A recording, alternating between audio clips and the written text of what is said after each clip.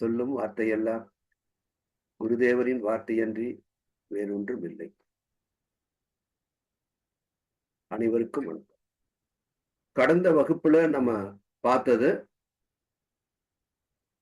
எல்லா ஞானிகளிடமிருந்தும் சித்தர்களிடமிருந்தும் நம்ம ஒரு ஆதாரபூர்வமான அவர்களுடைய செயல்களை எல்லாம் பதிவிட்டிருந்தேன். பகவத்கீதையிலிருந்தும் பல ஸ்லோகங்களை நான் உங்களுக்கு பகவத்கீதையிலிருந்தே நான் உங்களுக்கு ஷேர் ஸ்கிரீன்லயே உங்களுக்கு போட்டு காமித்தேன். சோ அதனுடைய முடிவு மனிதர்களுடைய துன்பங்களுக்கான விடிவு என்பது, அந்த துன்பங்கள் தான் நமக்கு பாவங்களாகவும் இன்பங்கள் என்பது புண்ணியமாகவும் நமக்கு வந்து சேருகிறது. இந்த இரண்டையுமே நாம வந்து அதை ஜீரோ ஆக்கணும். புண்ணியத்தையும் பாவத்தையும் ஜீரோ ஆக்கும் போதுதான் இந்த ஆத்மா பரமாத்மாவோடு இறைவனோடு, அதாவது மோட்ச நிலை என்று சொல்கின்றோம், அந்த நிலை கிடைக்கிறது என்பதை நாம பார்த்தோம். இன்றைக்கு அதே போல அதற்கு முந்தைய வகுப்புல நாம பார்த்தோம், இதே ஞானிகள் சித்தர்கள் மூலமாக, பாரதியார் மூலமாக இந்த மனித உடலுக்குள் இருக்கின்ற ஆத்மாதான் இறைவனின் சொரூபம், தூணிலும் இருக்கின்றான் துரும்பிலும் இருக்கின்றான் என்ற அந்த சொற்றொடருக்கு ஒரு உண்மை சேர்ப்பதாக நம்ம பார்த்தோம். நம்மளுடைய உடலுக்குள்ளேயே தான் இறைவன் இருக்கின்றான். ஆகவே நாம் அவனிடத்திலே சரணடைய வேண்டும். புறத்திலே இறைவனிடத்திலே சரணடையக்கூடாது. ஏனென்றால் புறத்தில் உள்ளவை அனைத்துமே அழியக்கூடியது. ஆனால் இந்த ஆன்மாதான் அவனுடைய சொரூபம், அது அழிவதில்லை. இந்த பாவ புண்ணியங்கள், மனிதனுடைய பாவ புண்ணியங்கள் தீர்ந்த பிறகு இந்த ஆன்மா பரமான்மாவோடு இரண்டாக கலந்து விடுகிறது. அதற்கு அழிவே இல்லை. அதைத்தான் மரணமில்லா பெருவாழ்வு என்று சொல்லுகின்றார்கள். மீண்டும் அந்த ஆன்மா பிறப்பையும் எடுக்காது. பிறப்பு எடுத்தால்தான் அதற்கு மரணம் இருக்கும். அதைத்தான் இத மரணமில்லா பெருவாழ்வு என்று ஞானிகள் சொன்னார்கள். சரி, அத்தகைய சரணடைதல் என்று சொன்னால் அதைத்தான் நான் தியானம் என்றும் நான் சொன்னேன். இந்த சரணடைதல் என்று சொன்னால் நான் என்று நினைக்கின்ற இந்த உணர்வை, இது நான் அல்ல, இந்த தேகத்திற்குள்ளே இருந்து இயக்குவது அந்த பரமாத்மன் தான், இறைவன் தான் என்று இந்த உண்மையை, மெய்ப்பொருளை உணர்ந்து அந்த நான் என்பதைத்தான் நாம் இறைவனிடத்திலே, ஆத்மாவிடத்திலே நாம் சரணடைய செய்ய வேண்டும். இதைத்தான் நாம் முன்பு பார்த்தோம். இந்த இந்த இந்த நான் என்ற உணர்வை இறைவனிடத்திலே சமர்ப்பணம் செய்கின்ற முயற்சிக்கு பெயர்தான் தியானம். இந்த தியானத்திலே இது நானல்ல அவன்தான் என்பதை திரும்ப திரும்ப உணர செய்வதற்காக நாம் செய்கின்ற பயிற்சி தான் தியானம் என்பது. இங்கே வள்ளலாரினுடைய ஒரு பாடலை நான் உங்களுக்கு குறிப்பிட்டு சொல்ல விரும்புகின்றேன். தியானத்திலே நாம் துவக்கத்திலே நாம் தீட்சை பெறுகின்ற பொழுது அந்த உணர்வோடு கூடிய அந்த மந்திரத்தை, அதை சைத்தன்யா என்று சொல்வார்கள். அதாவது உணர்வு. உணர்வு இல்லாத ஒரு சொல் என்பது அது பயனற்றது. நான் ஏற்கனவே முந்தைய வகுப்புகளில் சொன்னது போல, ஒரு நிலக்கரி துண்டு இருக்கிறது, அதற்கு கனல் ஏற்றினால் அது நெருப்பு, அந்த கனல் அணைத்து விட்டால் அது வெறும் நிலக்கரி துண்டு. அதுபோல ஒருவனிடத்திலிருந்து ஒரு மந்திர சொல்லை அதை நாம் தீட்சையாக பெறுகின்ற பொழுதுதான் அது கனல் தெரிக்கின்ற ஒரு அந்த நிலக்கரி போன்று இருக்கும். அதுதான் உங்களுக்கு அந்த ஆற்றலை தரக்கூடியது. அதனால்தான் புத்தகங்களிலோ அல்லது வேறு யாரோ ஒருவரிடமிருந்து தெரிந்து கொள்வதோ அது பயன் தராது. அது கனல் இல்லாத ஒரு நிலக்கரியை போன்றதுதான். ஆகவேதான் குரு ஒருவரால் மட்டுமே இந்த மந்திரத்தை சித்த மந்திரம் என்று பெயர். அந்த மந்திரத்திற்கு அவர் அந்த ஆன்மீக ஆற்றலை தந்து போதிக்கின்றார் சீடர்களுக்கு. அதை திரும்ப திரும்ப நாம் பயிற்சி செய்வதுதான் இந்த தியானம். விடாமுயற்சியோடு நாம் பல புராண கதைகளில் கேட்டிருப்போம், பல ஞானிகளை பற்றியும் கேள்விப்பட்டிருக்கிறோம். அவர்களெல்லாம் இதை உட்கார்ந்த இருந்த இடத்திலிருந்தே அறிந்து கொள்ளுகின்ற அந்த கலைதான் தியானம். வள்ளல் பெருமான் ஒரு பாடலில் சொல்லியிருப்பார், அந்த உணர்வில்லாத அந்த ஜபமானது, மந்திரமானது பயனற்றது. அவர் அதை அழகாக சொல்லியிருப்பார்.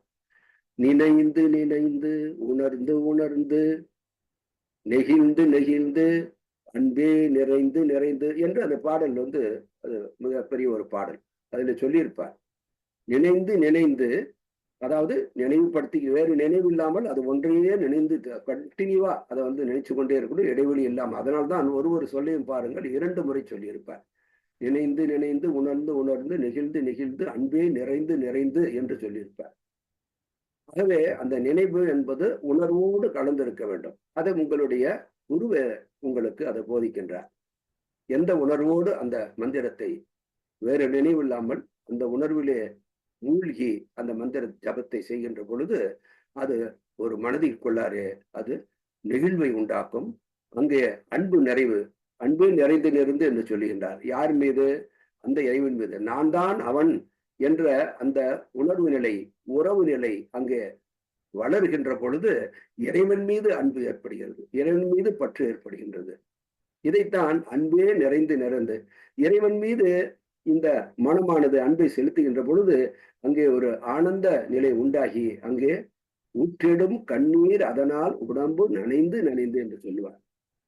அப்பேற்பட்ட ஒரு பேரானந்த நிலை, அந்த உணர்வு நிலை கிடைக்கின்ற பொழுது அங்கே அந்த பேரின்ப உணர்விலே அந்த ஆனந்த கண்ணீர் வருகிறது என்று சொல்லுவார். அதுபோல் அந்த பாடல் இன்னும் நின்று கொண்டே போகிறது. பட் சுருக்கமாக இந்த தியானம் என்பதுதான் தன்னை அவனிடம் சரணாகிய செய்கின்ற ஒரு பயிற்சி.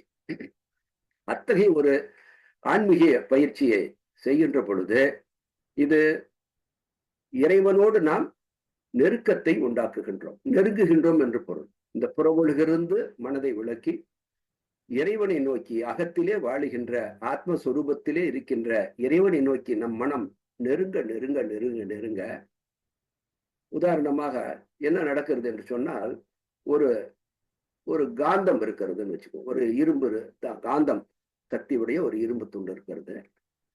நீங்க அந்த காந்த இரும்பு துண்டினுடைய அருகில ஒரு சாதாரண ஒரு இரும்பு துண்டை வைத்தீர்களே என்றால், இந்த சாதாரண இரும்பு துண்டு அந்த காந்தத்தினால் கவர்ந்து இழுக்கப்படும்.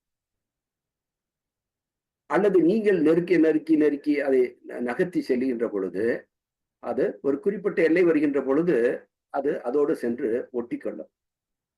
ஆனால் நீங்க அதிலிருந்து சிறிது தூரம் விலக்கி அதை வைத்தாலும் அந்த காந்த சக்தியினுடைய எல்லை எவ்வளவு தூரம் இருக்கிறதோ அந்த எல்லைக்குள் நீங்கள் அந்த சாதாரண இரும்பு துண்டை நகரச் செய்த உடனேயே அந்த காந்த சக்தி இந்த இரும்பு துண்டுக்கு வந்துவிடும். இதை நீங்க பள்ளியில படிக்கின்ற காலத்திலேயே செய்து பார்த்திருப்பீர்கள். இப்பொழுது சாதாரண இரும்பு துண்டு அந்த காந்தத்திலிருந்து அந்த காந்த ஆற்றலை பெற்றுக்கொள்ளும். இப்பொழுது வேறு ஒரு சாதாரண இரும்பு துண்டை எடுத்து இந்த சாதாரண இரும்பு துண்டு இப்பொழுது காந்த சக்தியை பெற்றுள்ள அந்த ஒரு இரும்பு துண்டோடு இணைத்தால் இந்த இரும்பு துண்டு இரண்டாவதாக நீங்க இணைத்தது மூன்றாவதாக வைக்கின்ற சாதாரண இரும்பு துண்டையும் அது இழுக்கும். இது எதற்காக சொல்ல வருகிறேன் என்றால், இந்த இரண்டாவதாக நீங்க ஒன்றை இணைத்ததும் மூன்றாவதாக ஒன்றை இணைத்ததும் இந்த காந்த எல்லைக்குள் வருகின்ற பொழுது அந்த ஒரிஜினலான அந்த காந்தத்தினுடைய ஆற்றல் இதற்கு கிடைக்கிறது. அதுபோலத்தான் இந்த மனித மனமானது ஆன்மாவை நெருங்க நெருங்க நெருங்க, ஆத்மஸ்வரூபத்திலே இருக்கின்ற இறைவனை மனதால் நெருங்க நெருங்க, உணர்வால் நெருங்க நெருங்க, அந்த இறைவனுடைய ஆற்றல், அனைத்தும் அறிகின்ற ஆற்றல் அல்லது இறைவனிடம் உள்ள அனைத்து ஆற்றல்களும் அந்த சாதகனுக்கு, தியானம் செய்கின்ற அந்த ஆன்மீக சாதகனுக்கு அந்த ஆற்றல்களும் அவனுக்கு சிறிது சிறிதாக வந்து சேருகிறது. இப்படி எப்போ அந்த ஆத்மஸ்வரூபத்தினுடைய ஆற்றல் ஒரு மனிதனுக்கு கிடைக்கின்றதோ அப்பொழுது இந்த புற உலகத்திலிருந்து வருகின்ற, எப்படி ஆத்மாவுக்கு இந்த புற உலகத்தோடு எந்த தொடர்பும் இல்லாமல் இருக்கிறதோ, எந்த ஒரு பணியிலும் அது ஈடுபடுவதில்லை, மனம் மட்டுமே ஈடுபடுகிறது, மனதிற்கான ஆற்றலை மட்டுமே அது தருகிறது. ஆனால் அந்த ஆத்மா எந்த ஒரு செயலிலும் ஈடுபடுவதில்லை, எந்த பந்தங்களிலும் அது கட்டுப்படுவதில்லை. அத்தகைய ஒரு நிலை இந்த சாதாரண இரும்பு துண்டாக இருக்கின்ற ஒரு சாதகன் இறைவனை நெருங்க நெருங்க அந்த இறை ஆற்றலானது இவனுக்கும் வருகின்றது. அப்படி இறை ஆற்றல் வர வர வர இந்த புற உலகிலே இவனுக்கு ஏற்கனவே அவன் சேர்த்து வைத்திருக்கின்ற அந்த கர்ம வினைகளினுடைய ஆற்றலானது அது விலகி செல்கின்றது. இது ஆன்மீக விஞ்ஞானம். சரி, அப்படி அந்த ஆன்மாவை நெருங்குவதற்கான அந்த பயிற்சியாகிய சாதனாவை, அதாவது தியானத்தை செய்வது என்பது அவ்வளவு நாம ஏதோ உட்கார்ந்த உடனே செய்கின்ற ஒரு பயிற்சி அல்ல. ஏனென்றால் எந்த ஒரு ஒரு விஷயத்திற்கும் ஒரு பேசிக்கான ஒரு அடிப்படை தகுதி என்று ஒன்று இருக்கிறது. நாம இத சாதனா அல்லது தியானம் என்று சமஸ்கிருத சொற்களிலே நாம சொல்கின்றோம் அல்லது ஆங்கிலத்தை பயன்படுத்துகின்றோம், மெடிடேஷன் என்று. ஆனால் ஏற்கனவே நாம் சொன்னது தவம் என்று சொன்னேன். தவம் இறைவனை எண்ணி அந்த செய்கின்ற ஆன்மீக பயிற்சியின் பெயர் தவம். தவத்தில்தான் இறைவனோடு நாம் மனதால் நெருங்குகின்றோம். அப்படி தவம் செய்ய முயலுகின்ற மனிதனுக்கு என்று தகுதி இருக்கின்றது. அது என்ன முதல் என்று சொன்னால், நான் திருக்குறளிலிருந்தே நான் உங்களுக்கு 2 பாடல்களை உங்களுக்கு எடுத்துக்காட்ட சொல்ல விரும்புகின்றேன். திருக்குறளுக்கு பலர் அர்த்தங்கள் கூறியிருக்கலாம். ஆனால் இங்கே நான் சொல்லுகின்ற பொருளை நீங்கள் கவனியுங்கள். சொல்லோடு தனித்தனியாக சொல்லை பிரித்து அதனுடைய பொருளை தெரிந்து கொண்டால் உங்களுக்கு தெரியும். இங்கே தவம் என்ற அதிகாரம் குறித்து வைத்துக் கொள்ளுங்கள். அதிகாரமே தவம். 10 பொருட்பாக்கள் இருக்கிறது. அதிலே ஒரு குறளிலே சொல்லி இருக்கின்றார்.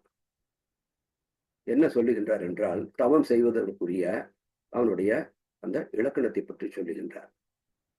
உற்ற நோய் நோற்றல், உயிர்க்கு உருகன் செய்யாமை, அற்றே தவத்திற்கு உரு. திரும்ப சொல்லுகின்றேன். இதை நீங்கள் மனதில் பதிய வைத்துக் கொள்ள வேண்டிய அவசியம் இல்லை. ஏன்னா உங்களுக்கு ரெக்கார்டிங்லேயே இது வந்துடும். ஆனா திருக்குறளை தவம் என்ற அதிகாரத்தை நோட் பண்ணிக்கங்க. அவர் முக்காலமும் அறிந்த ஒரு ஞானி. அவர் அந்த தவம் என்றதற்கு முதல்ல பாருங்க, முதல்ல தவம் செய்யணும் அப்படின்றவங்களுக்கு அவனுக்கு இருக்க வேண்டிய குணநலத்தை பத்தி சொல்றார். உற்ற நோய் நோற்றல் என்று சொன்னால், உற்ற என்று சொன்னால் தனக்கு ஏற்பட்ட, நமக்கு ஏற்படுகின்றது. அந்த நமக்கு ஏற்படுகின்ற நோய் என்றால் துன்பம், அசௌகரியங்கள், துன்பங்கள். உற்ற நோய் நோற்றல் என்று சொன்னால் அந்த நமக்கு ஏற்படுகின்ற துன்பங்களை முதல்ல நாம தாங்கிக் கொள்ளுகின்ற அந்த மனநிலை வேண்டும் முதல்ல. இரண்டாவதாக சொல்லுகின்றார் பாருங்க, உற்ற நோய் நோற்றல், உயிர்க்கு உருகன் செய்யாமை. பிற உயிர்களுக்கு அல்லது தன்னுடைய உயிருக்கும் தீங்கு செய்கின்ற மனிதர்கள் இருக்கின்றார்கள் அல்லவா?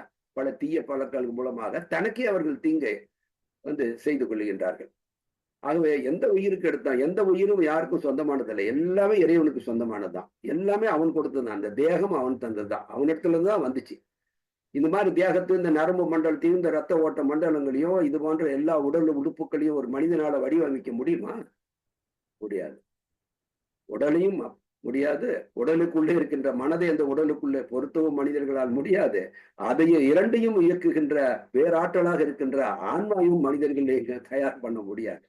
எனவே அனைத்துமே அவனுக்கு உரியதாக இருக்கிறது. அப்ப அவர் என்ன சொல்றாரு?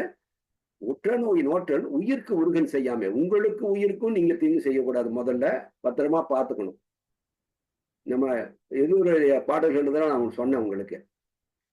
திருமந்திரத்திலிருந்துலாம் சில பாடல்கள் ஏற்கனவே சொல்லியிருக்கேன். இந்த தேகத்தை எப்படி பார்த்துக்கணும் அப்படின்னு. உடம்பினுள்ளே ஒரு பொருள் கண்டேன் என்று சொல்றார். அப்ப அந்த உடம்புக்குள்ளாரதான் அந்த ஒரு பொருள், உற்ற பொருள், பரம்பொருள் இருக்கின்றார் என்று தெரிந்து உடம்பினை நான் இருந்து ஓம்புகின்றேனே என்று சொல்றார். அப்ப அந்த உடலை அவ்வளவு பயபத்திரமா பார்த்துக்கணும்.